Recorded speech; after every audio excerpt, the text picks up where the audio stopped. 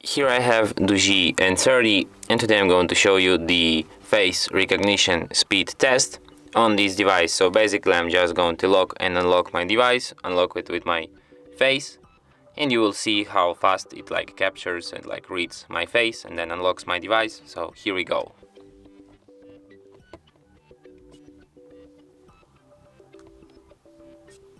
As you can see, it works pretty fast. When I'm looking at it, it unlocks by itself. I don't even have to touch the screen. It just sees my face and says here you go. A few more tries.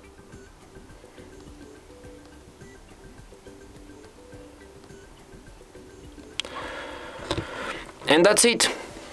Thanks for watching. If you find this tutorial useful, don't forget to hit that like button and subscribe to our channel.